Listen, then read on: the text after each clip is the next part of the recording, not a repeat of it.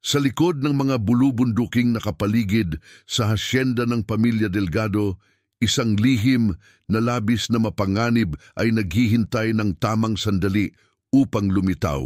Si Elena, ang babaeng tinawag nilang matandang dalaga ng bayan, ay napilitang tanggapin ang kasunduan na magpapabago sa kanyang buhay magpakailanman. Ngunit walang sapilitang kasal, ang mananatiling simple kapag ang puso ay nagsimulang kumilos sa sarili nitong kalooban. Bago tayo magsimula, sabihin mo sa akin, saan ka mula sa mundo at anong oras na diyan sa inyo habang nakikinig sa kwentong ito? Noong dekada 1880, sa rehiyon ng Batangas, kung saan ang mga hasyenda ng tubo at kape ay umuunat hanggang sa kabila ng paningin, ang kapangyarihan ay hindi nasusukat sa yaman lamang, kundi sa lupa, sa apelyido at sa mga alyansa na itinayo sa pamamagitan ng kasal. Ang mga ranchero, ang mga may-ari ng malawak na lupain, ay namumuhay ayon sa kodigo ng pagkarangal na mas matibay pa sa anumang batas na isinulat ng pamahalaan. Sa mundong ito, ang salita ng isang lalaki ay kontrata at ang pagsuway dito ay kamatayan ng reputasyon o mas masahol pa. Sa umaga ng Marso, nang ang usok ng umagang hamog ay yumayakap pa sa mga bundok, dumating si Elena sa hasyenda na magiging kanyang tahanan. Ang karwahe ay tumitigil sa harapan ng malaking bahay na gawa sa bato at kahoy. Ang bubong na pawid ay sumasaklaw sa malawak na balkonahe. Bumaba siya ng dahan-dahan. Ang kanyang simpleng bestida ng kulay abo ay walang kahoy-hoy, walang mga palamuting inaasahan sa isang babaeng papasok sa pamamahay ng mayamang pamilya. 33 taong gulang, ang mukha ay may mga guhit ng buhay na nagpakadalubhasa. Ang mga mata ay malinaw at direkta, walang pagkunwari. Ang mga katulong ay nanonood mula sa mga bintana. Ang kanilang mga boses ay bumubulungan ng mga tsismis na umiikot na sa bayan ng maraming linggo. Ang matandang dalaga, bulong ng isa, napilitan si Don Ricardo ng utang ng loob sa kanyang ama. Ang ibang sinabi, walang ibang lalaking nangahas na hilingin ang kanyang kamay. At ang pinakamasakit sa lahat, kaawaan natin si Don Ricardo, napilitang magpahiya sa isang babaeng walang maipagmamalaki. Si Don Ricardo Delgado, 35 taong gulang, ay nakatayo sa loob ng library nang marinig ang pagdating ng karwahe. Hindi siya lumabas upang salubungin ang babaeng magiging kanyang asawa. Sa halip na natili siyang nakatayo sa harap ng malaking bintana, ang mga bisig ay nakatiklop sa dibdib. Ang mukha ay walang emosyon na makikita. Kilala siya sa buong probinsya bilang El Ranchero de Piedra, ang ranchero na gawa sa bato dahil sa kanyang kakayahang manatiling walang pakialam sa anumang emosyonal na usapin. Pagkamatay ng kanyang unang pag-ibig, 5 taon na ang nakalilipas, sumara ang kanyang puso tulad ng bakal na makulungan. Ang hasyenda ay sumunod sa ritmo na mahigpit at walang pagbabago. Gumising ng alas 5 ng umaga, kumain ng almusal ng alas 6 nang walang pag-uusap. Magtrabaho sa mga lupain mula umaga hanggang tanghali, magpahinga ng kaunti at pagkatapos ay magpatuloy hanggang ang dilim ay bumalot sa lupa. Si Elena, na dumating bilang asawa sa papel lamang, ay binigyan ng kwarto sa dulong bahagi ng bahay, malayo sa silid ni Ricardo. Ang pagitan ng kanilang mga kwarto ay simbolo ng pagitan na dapat manatili sa pagitan nila. Sa unang araw, nakilala niya si Doña Carmela, ang ina ni Ricardo, isang babaeng may 60 taon na ang nagdaan, ngunit ang tindig ay mataas pa rin at ang tingin ay matalim tulad ng patalim. Naiintindihan mo ba ang dahilan kung bakit ka nandito? Tanong nito ng direkta. Walang panimula na mga salita ng pakikipagkaibigan. Ang mga mata ay sinusuri si Elena mula ulo hanggang paa, humahanap ng anumang kahinaan, anumang dahilan upang ipakita na ang kanyang anak ay ginawang tanga ng kahihiyan. Naiintindihan ko, Doña Carmela, sagot ni Elena. Ang tinig ay matatag kahit ang puso ay tumitibok ng mabilis. Ang utang ng buhay ng inyong asawa sa aking ama ay kailangang bayaran. Ang salitang ibinigay ay kailangang tuparin. Utang na binayaran ng kahihiyan ng aking anak. Tugon ng matanda, bawat salita ay may kasamang galit na pinipigilan. Huwag kang mag-akala natatanggapin ka dito bilang tunay na anak. Ikaw ay papel lamang, isang obligasyon na kailangang tuparin. Si Elena ay hindi sumagot, hindi yumuko. Tumango lamang ng bahagya at umalis. Ang likod ay tuwid, ang hakbang ay matatag. Narinig niya ang bulong ni Doña Carmela sa kanyang katulong pagkatapos niyang makalabas. May pride ang babaeng iyan. Sayang lang, dahil walang saysay ang pride dito. Ang mga katulong, namumuno ni Rosa, na naging katiwala ng sambahayan ng 2 dekada ay tumrato kay Elena ng may pagkabahala at pag-aalinlangan. Hindi nila alam kung paano siya tratuhin, kung paano siya tawaging na hindi lalabag sa protokol, ngunit hindi rin sobrang formal na makakasakit. Kaya naman, naging invisible si Elena sa sarili niyang tahanan, isang multo na gumagalaw sa mga pasilyo ng walang nakakakita, kumakain ng mag-isa, natutulog ng mag-isa, nabubuhay sa pagitan ng mga pader na hindi kailanman magiging tahanan.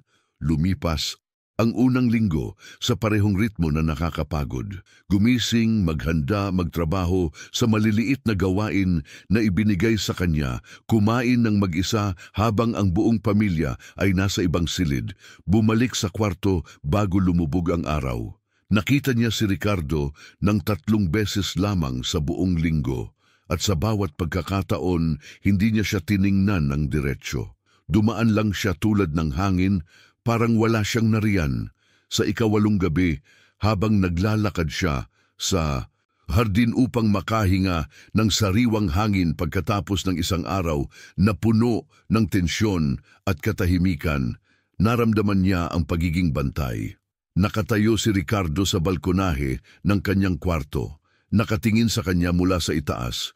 Ang mukha ay natatakpan ng anino, ngunit ang postura ay nagsasabi ng atensyon. Tiningnan niya pabalik, ang kanilang mga mata ay nagkasalubong sa loob ng ilang segundo na parang umaabot ng minuto. Siya, ang unang umiwas ng tingin, bumalik sa loob, at ang bintana ay sinara ng malakas. Napansin niya ako, bulong ni Elena sa sarili. Ang puso ay tumitibok ng kakaiba. Hindi niya alam kung ang pakiramdam na iyon ay takot o iba pa. Nang magdaan ang 2 linggo, lalong lumala ang hostilidad.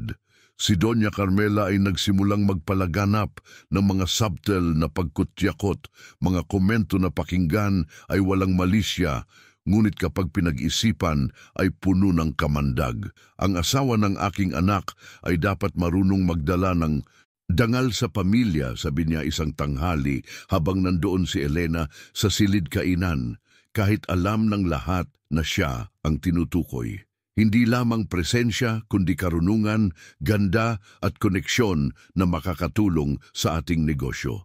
Ang ibang mga bisita, lalo na si Doña Luisa na ina ng dating kasintahan ni Ricardo, ay mas direkta pa sa kanilang pag-atake. Si Ricardo ay dapat nakakuha ng mas mahusay, sabi nito ng malakas, sapat para marinig ni Elena na tumatawid sa pasilyo. Ang anak ko, si Isabel, ay perpekto para sa kanya. Maganda, may pag-aaral sa Europa, may koneksyon sa mga kilalang pamilya. Ang babaeng ito, ano ba ang meron siya? Edad na, walang ganda, walang yaman.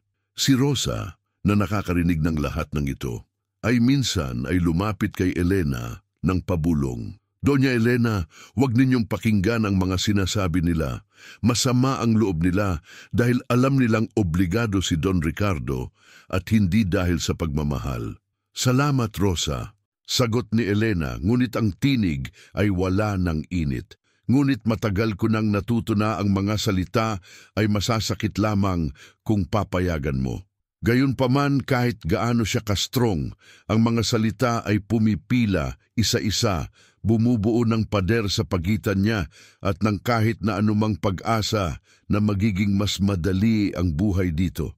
Gabi-gabi, nakahiga siya sa malaking kama na sobrang laki para sa iisa lang, nakatingin sa kisame, nagtataka kung gaano pa katagal bago siya tuluyang maging yelo tulad ni Ricardo. Sa ikatlong linggo, nangyari ang unang bagay na nagbago.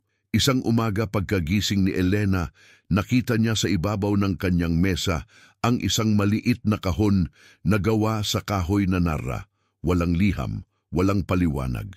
Pagbukas niya, nakita niya ang isang delikadong pamaypay na gawa sa marfil at tela. Ang disenyo ay mga bulaklak ng sampagita, ang pambansang bulaklak na hand-painted ng napakaganda. Walang pangalan, walang mensahe, ngunit alam niyang mula kay Ricardo dahil nakita niya ang parehong kahon sa kanyang library nang minsan siyang dumaan.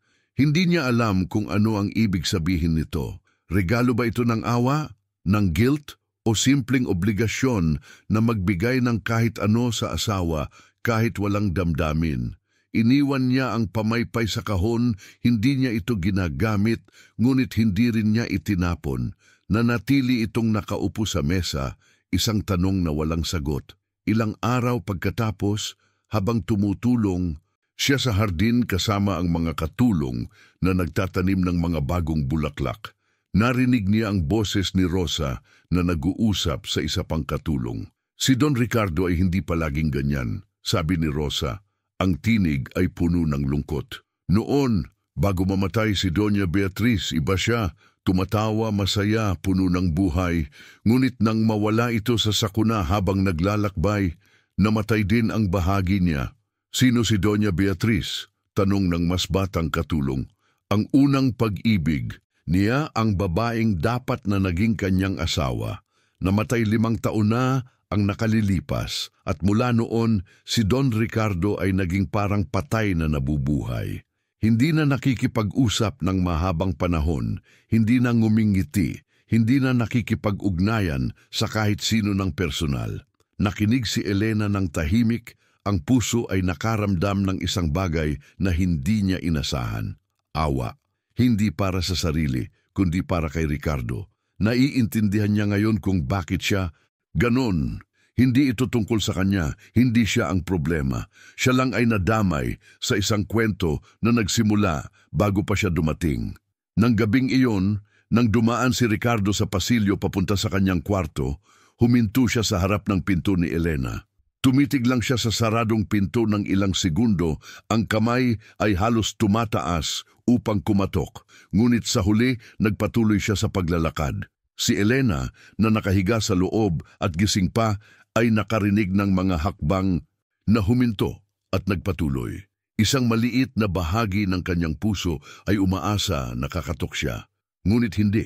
Lumipas ang ika-4 na linggo at ang cycle ay nagpatuloy. Gising, trabaho, isolation, tulog. Ngunit ngayon may sabtling pagbabago. Kapag papasok siya sa silid, si Ricardo ay sumusulyap ng kaunti bago umiiwas ng tingin. Kapag naglalakad siya sa hardin, nakikita niya siyang nanonood mula sa kanyang library. Kapag kumakain, kahit magkahiwalay sila ng silid, naririnig niya mula kay Rosa na lagi niyang tinatanong kung kumain na ba si Elena ng maayos. Bakit ka interesado? Tanong ni Rosa minsan, ang tono ay biro, ngunit puno ng kuryosidad. Hindi ako interesado, sagot ni Ricardo, ang tinig ay matigas tulad ng dati. Obligasyon ko lang na siguraduhing maayos ang lahat sa bahay. Ngunit ang mga mata niya ay nagsasabi ng iba.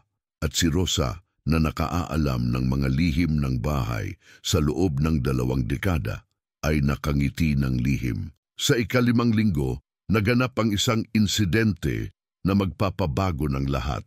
Si Doña Luisa, na patuloy pa ring bumibisita upang panatilihing buhay ang pag-asa na balang araw ay babalik si Ricardo sa kanyang anak, ay nagplano ng isang subtle ngunit delikadong atake. Kinausap niya si Rosa at kumbinsi na maglagay ng ilang patak ng gamot sa tiyan ni Elena. Hindi sapat upang makamatay, ngunit sapat upang magkasakit ng matindi at mapahiya sa harap ng lahat. Ang tiya ay inihain ng tanghali.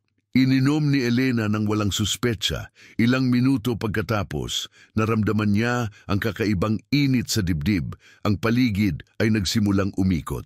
Lumuhod siya, nahihirapang huminga, ang mga kamay ay humahanap ng suporta sa sofa. Bumagsak siya sa sahig, ang hininga ay mabilis, ang katawan ay nanginginig. Si Rosa, na dumadaan sa pasilyo, ay nakarinig ng tunog ng pagbagsak. Tinalikuran niya ang tray na dala at tumakbo. Nakita niya si Elena sa sahig. Ang mukha ay namumutla, ang labi ay nanginginig.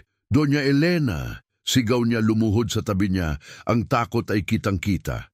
Sa library, nakarinig si Ricardo ng sigaw. Tumigil ang kanyang puso ng isang segundo. Tumayo siya ng mabilis, mas mabilis kaysa nakikita siya ng kahit sino sa nakaraang 5 taon. At tumakbo. Hindi siya lumakad. Tumakbo, ang mga hakbang ay malakas sa marmol na sahig. Ang dibdib ay kumikirot sa isang emosyon na hindi niya naramdaman mula noon. Pagpasok niya sa silid, nakita niya si Elena na nakahiga sa sahig. Si Rosa ay nasa tabi niya, ang mukha ay puno ng takot. Hindi nag-isip si Ricardo. Lumuhod siya at binuhat si Elena sa kanyang mga bisig. Ang bigat niya ay mas magaan kaysa inaasahan. Ang katawan ay nanginginig laban sa kanyang dibdib. Tawagin ang doktor. Ngayon, utos niya kay Rosa. Ang tinig ay puno ng autoridad na hindi tumatanggap ng argument. Dinala niya si Elena sa kanyang sariling kwarto, hindi sa kwarto nito kundi sa kanya, at inilatag sa kanyang sariling kama. Naupo siya sa tabi niya, ang kamay ay nanatiling hawak ang kamay niya, ang mga daliri ay nagsasabing, "Huwag kang sumuko." Ang doktor ay dumating sa loob ng 30 minuto, sinuri si Elena at nag-diagnose na may lason sa sistema niya. Hindi deadly, ngunit sapat para magdulot ng matinding sakit at lagnat. "Sino ang gumawa nito?" tanong ni Ricardo. Ang tinig ay malamig tulad ng yelo, ngunit sa ilalim ay kumukulo ang galit na hindi kailanman nakita ng kahit sino mula nang mamatay si Beatrice. "Hindi ko alam, Don Ricardo," sagot ng doktor. "Ngunit kung hindi siya nadala agad dito at inaalagaan, maaari siyang mas masaktan pa." Buong gabi, hindi umalis si Ricardo sa tabi ni Elena. Binasa niya ang noo nito ng basang tela, pinahid ang pawis, nanonood sa bawat paghinga. Ang mga katulong ay hindi makapaniwala. Ang lalaking naging yelo sa loob ng 5 taon ay ngayong nakaupo tulad ng isang bantay. Nagbabantay sa isang babaeng sinabi niyang obligasyon lamang. Nang mag-umaga, nang magising si Elena, ang unang bagay na nakita niya ay si Ricardo. Nakaupo sa tabi niya, ang mga mata ay namumula sa puyat. Ang mukha ay haggard ngunit relieved. "Ikaw ay ligtas na," sabi niya. Ang tinig ay buo, ngunit mahinahon. Parang takot na kung magsasalita ng mas malakas ay mawawasak ang sandaling iyon. "Bakit ka nandito?" tanong ni Elena. Ang tinig ay mahina, halos bulong. "Dahil ikaw ang asawa ko." Tumigil siya, ang mga mata ay tumingin sa kanya ng direkta sa unang pagkakataon mula nang siya ay dumating. "Kahit paano ito nagsimula, kahit ano ang dahilan, ikaw ay asawa ko at hindi ko papayagan ang kahit sino na saktan ka." Ang mga salitang iyon, simple ngunit puno ng conviction, ay tumatak sa puso ni Elena tulad ng tatak sa init. Hindi pa niya naramdaman ang ganitong proteksyon mula nang mamatay ang kanyang ama. Hindi pa niya naramdaman na may taong handang lumaban para sa kanya. "Salamat," bulong niya. Ang mga luha ay nagsimulang pumatak kahit sinusubukan niyang pigilan. "Huwag kang umiyak," sabi niya. At sa unang pagkakataon, ang kamay niya ay umangat at pinunasan ng luha mula sa kanyang pisngi. Ang paghawak ay marahil ngunit sigurado. "Hindi ka mag-isa dito." Hindi na. Ang mga araw na sumunod ay iba. Hindi pa rin sila magkaibigan. Hindi pa rin lovers, ngunit may nabago. Kumakain na si Ricardo sa parehong silid kasama si Elena. Nag-uusap sila ng mga mundane na bagay, ang panahon, ang ani, ang mga plano sa lupain. Ngunit sa ilalim ng mga simpleng usapan, may bumubuo isang koneksyon na dahan-dahang lumalaki tulad ng punong tumutubo mula sa maliit na binhi. Isang gabi, ilang linggo pagkatapos ng insidente, habang naglalakad sila sa hardin sa ilalim ng liwanag ng buwan, nagtanong si Elena ng tanong na matagal nang nasa isip niya. Bakit ka sumang-ayon sa kasunduang ito? Alam mo bang maaari kang tumanggi? Tumigil si Ricardo sa paglalakad. Tumingin siya sa langit. Ang mga bituin ay nagniningning sa itaas, walang malay sa mga kwento ng mga taong nasa ibaba. Dahil ang salita ng ama ko ay ibinigay sa iyong ama, at ang salita ng isang delgado ay hindi kailanman binabawi, kahit na ito ay nangangahulugang sumuko ng iyong sariling kalayaan. Ang kalayaan, sabi niya, ang itinig ay may lungkot na hindi niya sinusubukang itago, ay isang bagay na nawala ko matagal na, bago ka pa dumating. Tiningnan ni Elena si Ricardo ng mahabang panahon. Nakita niya sa kanyang mga mata ang sakit na hindi pa rin naghihilom, ang pag-ibig na namatay, ngunit ang alaala ay patuloy na nabubuhay, ang takot na mahalin ulit dahil ang pagkalugi ay masyadong masakit. Hindi ako siya, sabi ni Elena. Ang tinig ay mahinahon ngunit sigurado. Hindi ako si Beatriz. Hindi ako magiging kapalit niya. Alam ko, sagot niya. Tumingin siya sa kanya at sa mga matang iyon, nakita ni Elena ang pagtatanong, ang pag-aalinlangan, ang unti-unting pagbubukas ng isang puso na nakakulong sa loob ng mahabang panahon. Ngunit marahil, hindi ka kailangang maging kapalit. Marahil, pwede kang maging iba, pwede kang maging ikaw. Ang mga salitang iyon ay umalingaw-ngaw sa pagitan nila tulad ng tunog ng kampana, malinaw at totoo. At sa sandaling iyon sa ilalim ng mga bituin ng Batangas, nagsimulang bumagsak ang mga pader na itinayo nila sa pagitan nila bato-bato hanggang sa ang tanging natitira ay dalawang tao na nakaharap sa isa't isa. Walang takip, walang proteksyon, tanging ang katotohanan ng kanilang mga puso. Ngunit ang mga lihim ay hindi kailanman nananatiling nakabaon ng matagal. At sa madilim na sulok ng hasyenda, si Doña Luisa na nakarinig ng lahat sa pamamagitan ng mga katulong na ang kanyang binayaran ay ngumingiti ng mapanglaw. Ang laban ay hindi pa tapos at ang susunod na atake ay hindi na magiging subtle. Dahil kapag ang pag-ibig ay nagsisimulang lumaki, ang inggit at galit ay lumalaki rin. At ang mga taong may galit ay walang limitasyon sa kung gaano sila kabagsik. Ang kwento ni Ricardo at Elena ay nagsisimula pa lamang at ang pinakamatinding pagsubok ay paparating. Darating na parang bagyo sa tag-ulan, walang babala, puno ng galit at handa nang sirain ang lahat ng itinayo nila.